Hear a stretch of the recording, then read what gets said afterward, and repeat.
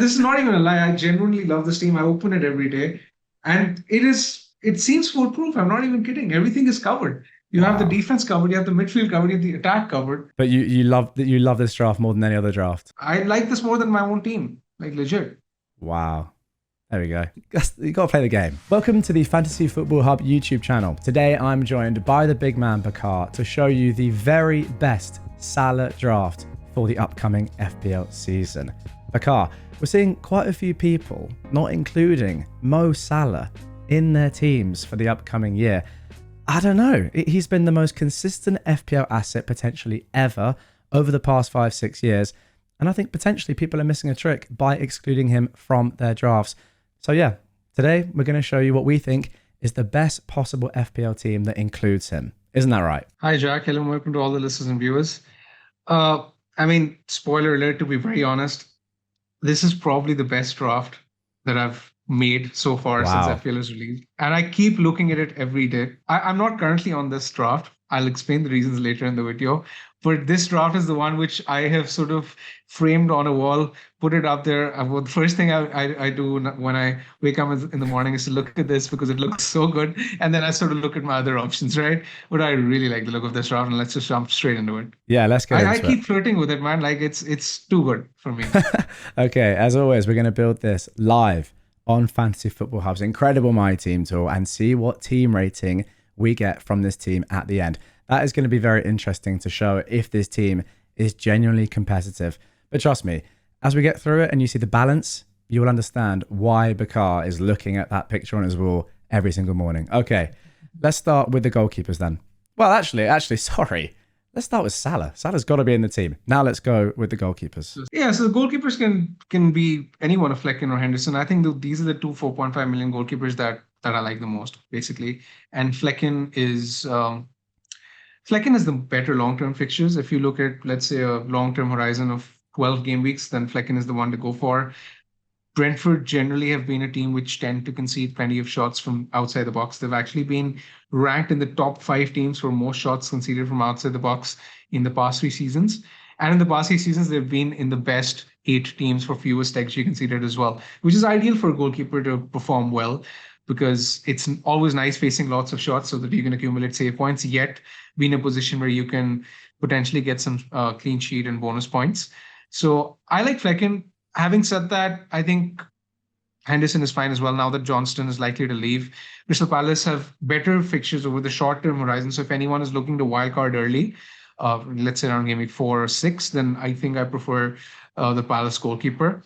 But yeah, there's not much to pick between the two teams. One of the advantages of actually picking Flecken is that he has a 4.0 backup. So if Flecken gets dropped, then the backup can come in. But yeah, it's much of a muchness. I don't think you can go wrong with either of these. Yeah, interesting what you just said there in terms of the fixtures. Because long term, as I showed before, Brentford are ahead of Crystal Palace. If you take the first 12, I'm just doing this on Fantasy Football Hub's fixture ticker. But yeah, over the first 6 game weeks, Palace are so high up there for fixtures, and Brentford are way down. So I guess it depends if you're looking at an earlier wild card or you're just not sure. Kind of like what I am. I don't really want to force myself into playing an early wild card. It might not be best. Who knows? When we get into the season, then maybe Flecken is a better long-term pick. Okay, and the backup, as you said, is what's his name? Valder something? Yeah, he's basically Iceland's goalkeeper. Valdemarsson is his There we name. go. Okay. Valdemarsson, yeah. Right. Let's He's move on. 4.0.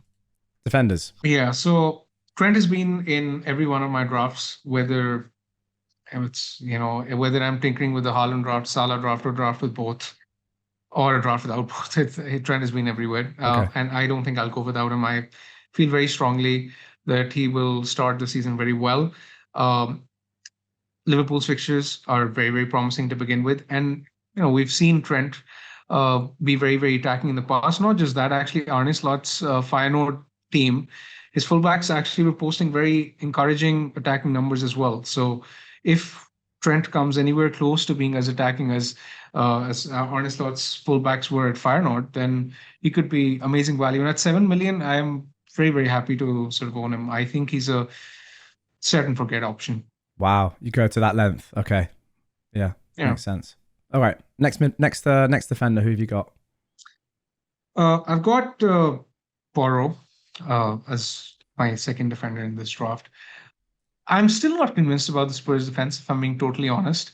And I don't necessarily agree with the idea of playing Porro week in, week out just because he's 5.5 million, because I'm not convinced about the Spurs defense. And when I look at the fixtures for Spurs, they're playing Leicester, Everton, and Brentford in game week 1, 2, and 5, respectively. And these are fixtures where I would want Porro, and I think he has plenty of upside in these fixtures. So when you look at numbers, last season, Porro was actually top for XGI among defenders, which is very, very impressive. And we've seen how attacking he has been in preseason as well. Some of the signs are there. So I don't want to ignore him. Having said that, I'm looking at a 4.5 million defender to possibly rotate with him in some of his tougher fixtures. Because when you look at Spurs' fixtures, they have, the likes of Arsenal, Newcastle, Man United in the opening 6 weeks. So these are 3 fixtures I won't want to play him in. And I'm looking for a defender to sort of cover him in those fixtures. Okay, let's get straight to that defender then. Who's the one that would rotate with Porro? Yeah, that's Konza in my team, because in those same weeks where I've mentioned that Spurs have tricky fixtures, Konza is playing Leicester, Everton at home, and then Ipswich in game week 3, 4, and 6, respectively. So I think Konza rotates really well. At 4.5, he's all right. I mean, I'm not expecting too many clean sheets from Aston Villa, if I'm being very honest, but at 4.5, there's not much I can expect. And just because the rotation works well, he'd be in my team. I'm not exactly married to the idea of definitely owning him. I may consider a few other rotations, but the point is that you basically need a defender in these 3 game weeks to sort of cover.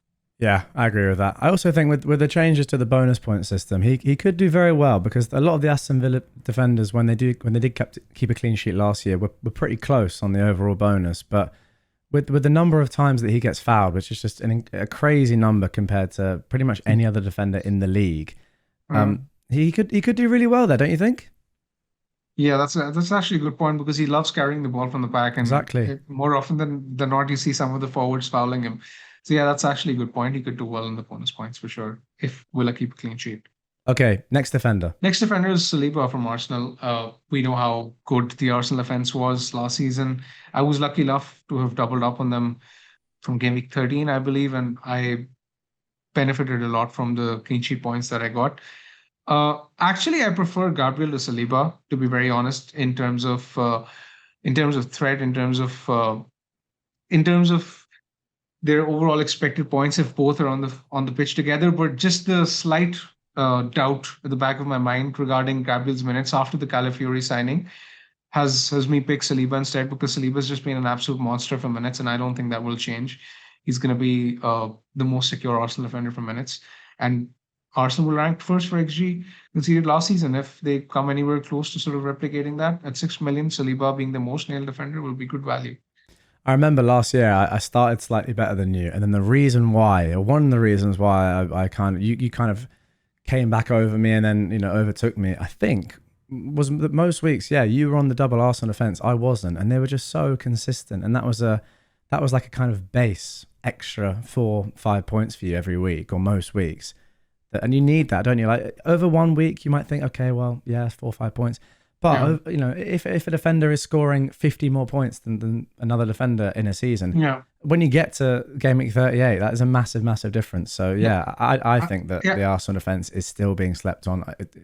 I want to see Arsenal defenders in these teams. At this point, I'd just like to mention out the other defenders that I've picked.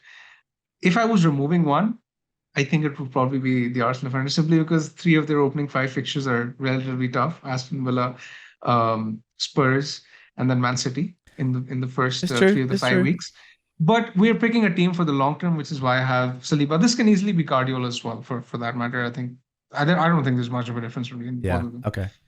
Now let's round things off with a defender. I imagine this is going to be a cheap defender, but it's still interesting who you're going to go for. It could have been a cheap defender, if I'm being honest. It's not a cheap defender. Wow, it's actually Dunk. It's actually Dunk from Brighton. It usually, when I'm making these drafts, the 5th defender is the cheapest defender. But one of the signs of this draft being so strong is the fact that I have Saliba in it, and then along with Trent and Porro and Konza, and then this 5th defender is Dunk from Brighton. Yeah. Again, I think one of the most nailed players in the game. I think he could do really well for bonus points as well. Uh, Actually, their new manager, Rosler, his defensive data at St. Pauli was really good as well. If I'm not mistaken, they were the team which conceded the fewest number of goals in the league as well last season. And one of the good things about Dunk is, if you're picking Saliba has Spurs and City in 4 and 5. In those same weeks, Dunk has Ipswich Town at home, Nottingham Forest at home. So that is really, really ideal. So that gives me a power-packed defense for the Wow. I first mean, this is like the most six, set seven and weeks. forget defense that I've Oh seen. my God, yeah, It's it's so amazing. good. And, we've talked already in preseason about the importance, or just, yeah, maybe the fact that just transfers this season, being able to roll them is just such a big thing. Yeah. We don't know this yet in practice because we haven't, obviously, the season hasn't started yet. But if you're able to roll a lot of the time, even roll through a wild card, perhaps, this is the sort of defense that would allow you to do that. And then you can focus your transfers where it's potentially more important further up the field. I don't, apart from injury, you're not making transfers there. Surely not. I just don't see them. Yeah, I hope not. Let's move to the midfield. Let's get onto the midfield. First of all, let's talk Yeah. about Salah. Obviously, I this want to I draft is want to flex about the midfield. So that's why I okay. want Okay, to yeah, go well, to the okay. midfield quick. Let's start with Fast. Salah because Yeah. obviously the whole team is based around him. Let's talk about him as an option.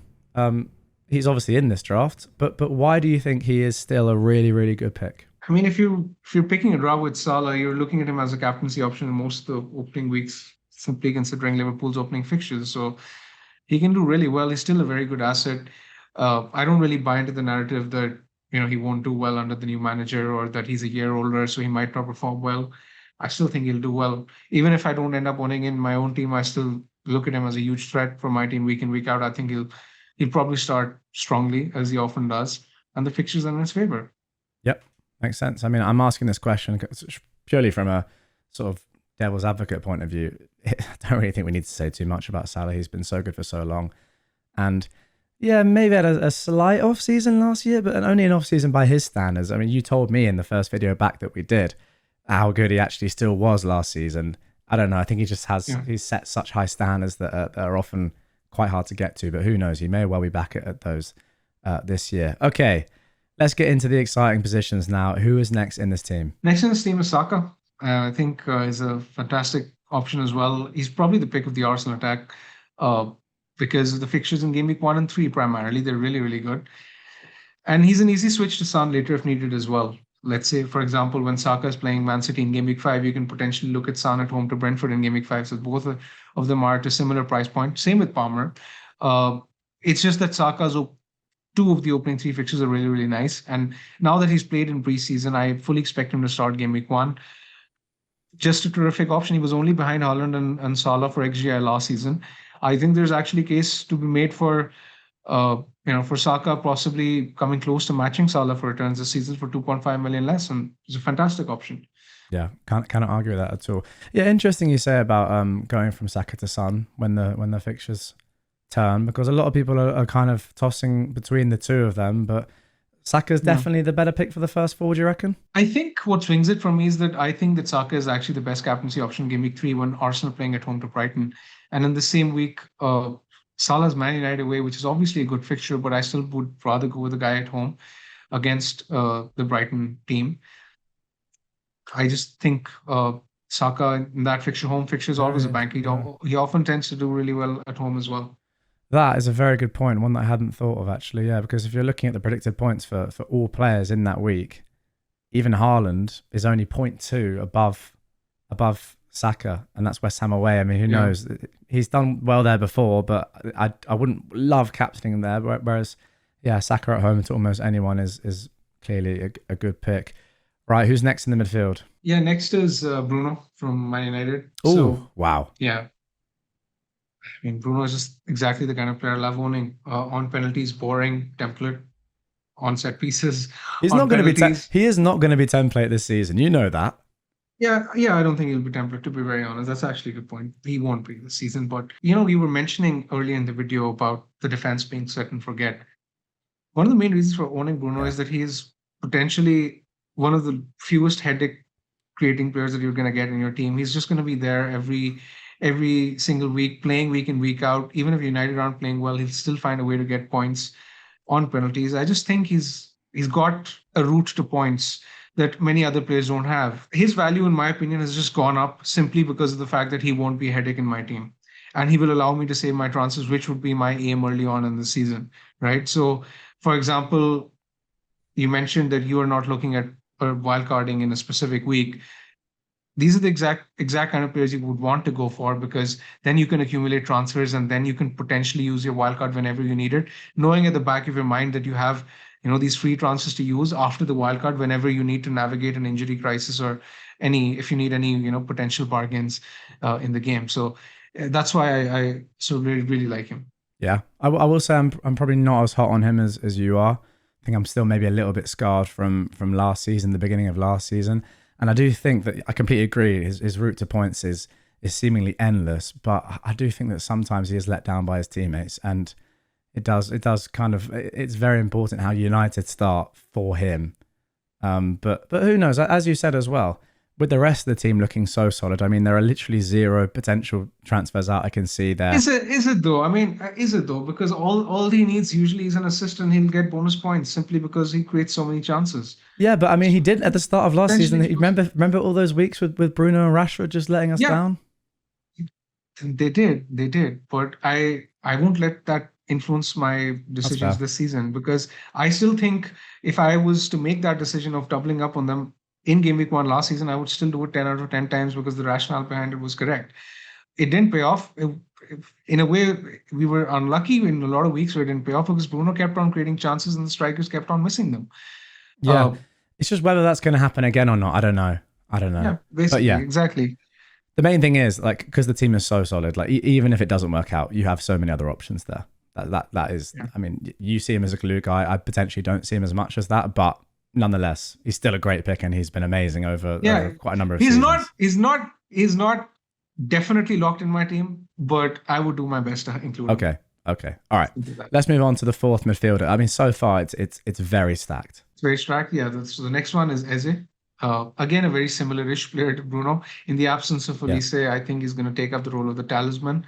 And again, he's on all set pieces, including penalties. And Palace, they've improved a lot under the new manager. I think they're a team to actually watch out for. And I'd back them to score in most games. I know they have a relatively rough run to start the season with, but I'm not that concerned with Eze. The only thing in the back of my mind is if potentially he moves away from Palace, but it's not looking likely at this time, and I don't think his minutes for game week 1 are in doubt at this point. If he was to play in a preseason game, that would be more reassuring, but I think for now he's fine, and he is another player who's definitely locked in my team. Yeah. He's locked in my team as well, to be fair. I fully expect him to start the season, and yeah, I agree with everything you just said. Okay, fifth and final midfielder. And Kunku. There he is. Yeah. I just think he's one of the biggest, let's say, game breakers at his price if he stays healthy. And he's played the highest, I think, the minutes out of all the Chelsea outfielders in preseason.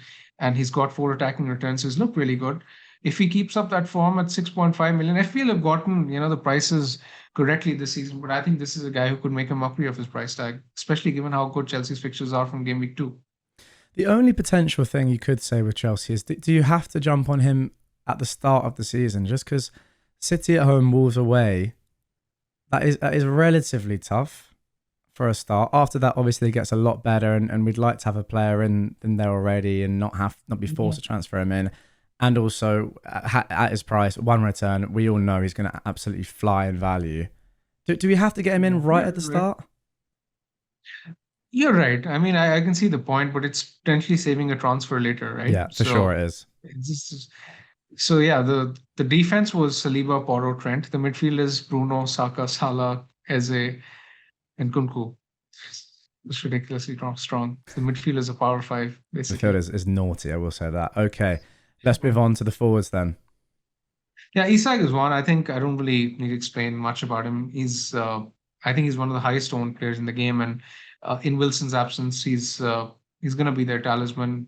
They have a very decent start of the season when you look at their fixtures from an attacking point of view, especially the first 2 fixtures, Southampton at home and Bournemouth away. And he's going to be in penalties as well. Yeah, fantastic pick. Not much to say. Even last season, some of his underlying data was close to Erling Haaland, actually. He was just that good. So very good pick. potentially a captaincy option in game week 1 as well. Okay. Now, assuming you're going with a 4.5 million forward, let's just get that one out of the way if you are. No, I'm not. Wow, what an assumption from me. Completely wrong. Anyway, let's carry on. I'm Who's your not. next forward? I have two 5.5 million forwards. Okay. I have Armstrong and João Pedro. Very nice. Yeah, so that sort of completes the draft. Again, both of them are they're cheap forwards, expected to play, be regulars for their teams, potentially be talisman, and again, both of them are on penalties again. So 5.5 million. I would be sort of a bit concerned if I was to play one of them every week, but I'm sort of at ease in this draft because I don't have to play both of them every week. I can just rotate them if need be, depending on the fixture, right? So that's very reassuring. And yeah, that sort of sums up the team. 8 playable attackers, a very solid defense. I mean, this is the most solid team I've seen. Obviously, there is one Now glaring that is omission. But before you guys click off the video and say, "Oh my God, there's no Haaland. I can't believe it. You guys are a disgrace to fantasy football." Just relax. Trust me on this. When we look at how this team rates, and you can see the predicted points on the screen right now is scarily high. Just bear with us, and we'll show you why this is genuinely a legitimate option to start the season with. Okay, so here is the team on screen. And as you can see, a 94% team rating with 67 predicted points. That is extremely high compared to the other teams from FPL experts or guests that we've had on the channel. That is doing seriously well. And yeah, the main thing that stands out to me is that it's super balanced. But we obviously have to talk about the omission of one man. Before we do that, though, I want to have a look at Fantasy Football Hub's AI recommended transfers for this team and see if the AI, the algorithm, the data recommends transferring Haaland in, if that would improve the side. So let's have a look at that first. Okay, Bakar, so I've got the recommended transfers for this team up on screen. And as you can see, Haaland is not recommended to come into this one. Salah is staying. There's no recommendation at all for Haaland to come into the team whatsoever. The recommendations are Bruno Fernandes to Gordon, saving 1 million there. Porro then up to Gvardiol, and then Saliba to Robertson. Saliba to Robertson, much of a muchness. I think Robertson's fixtures over the first 5 are slightly better, but long term less so. That is why. Porro to Gvardiol, maybe slightly similar. Fernandes to Gordon, again, yeah, they're expected to score relatively similar, so that is why that recommendation is being made. But the main point is, and let's talk about him now, Haaland is not recommended to come into the squad in place of Salah. Why do you think that is? It's probably because the rest of the big hitters, for example, Saka, Salah, and Isak, they sort of tend to rotate well for captaincy, which is why it probably ignores Haaland in game week 2. I want to actually make a point as well. You have done a lot of videos in preseason and you've spoken to a lot of content creators. So for you to say that this is the best team you've ever sort of looked at early in the season is insane. It's a huge compliment to me. And it just tells you why I have this itch to go with this team in game week 1 and why I'm sort of flirting with the idea of going with this team. I look at it every day until I realize that it does not have Erling Haaland. I don't know whether I'm being probably, let's say, timid in my approach and I'm succumbing wrongly or rightly to the FOMO. I'd actually like some of the people to sort of comment below and let us know your thoughts on the team and whether or not it's worth picking over a Haaland draft. Because I think, to be very honest, Jack, I think I know what my best Haaland team is. I know what my best Salah team is. I don't think I'm going to be picking a team with both because I think it compromises the team too much. It's just that I can't really pick and I can't really decide on whether I should go with a Haaland draft or a Salah draft. I'm having a really hard time sort of figuring that out. Yeah, there's no doubt about it. This is the most balanced team that I've seen. It's definitely a super strong team. I think it would allow you to be the most flexible as well when the game starts, just because of the depth. So for all those reasons, it is very tempting. However, as you say, it's Ipswich at home game week 2. Yeah, I mean, I'll probably That's all it is. That's literally all it is. If that fixture didn't exist, I would do this. It's just that fixture. 100%. So you're right. I want to hear the comments down below. Get in the comments. What do you think? Is it the fact that that FOMO is too strong here? Are we, as Bakar said, Yeah. being a little bit too cautious, a little bit too timid, when in reality, a team like this, yeah, apart from Game Week 2, but looking more long term, would be a better option? Haaland, when the game opened, Jack, he was close to 30%. At this point of recording, he's 43 or 44%. And if he scores in the Shield, expect that to cross 50, Yeah. in my opinion. So if you're sort of going ahead with this draft and not picking Haaland, then the only issue is that you probably have to hide in a forest in game week 2 without having any access to your mobile, right? And then because that's you don't want goal alerts coming in from that game. That's No. basically the issue. It's FOMO, right? Let's just accept it. And I'm sure it's the case for a lot of managers. So currently Haaland is in as a shield pick for a lot of FPL managers, including myself. But it does not necessarily mean that I think that it's the best draft. Yeah, that is that. I think that is the main point. Is that just because you're going with Haaland doesn't mean that you think that is the best team. Maybe it's just the risk aversion is it's just necessary. I don't know. It's food for thought nonetheless. So there we go, guys. That is it for a no Haaland but Salah in team. And I know the comments. I can see the comments. You have to have Haaland in your team. This is just some food for thought, guys. It's just food for thought. You can see that the team is predicted to do really well. It's super strong. What I would suggest to you guys watching this right now, if you are completely discounting this team, is put your current team with Haaland, if Haaland is in it, in to Fantasy Football Hub's My Team tool. See the team rating, see the predicted points, click through future game weeks as well, so you can see how the team looks, game week 3, game week 4, game week 5. You can go forever and just have a think. Do I really need Haaland to be in the team? And then comment down below. Does your team rating massively, exceed 94%? Are the predicted points way higher? Or actually, is it a lot closer than you thought? Looking at the AI recommended transfers, the fact that Haaland is not straight away recommended to be back in this team, for me, is slightly telling. At the very least, it's very interesting. But anyway, Bakar, thank you very much for showing us that team.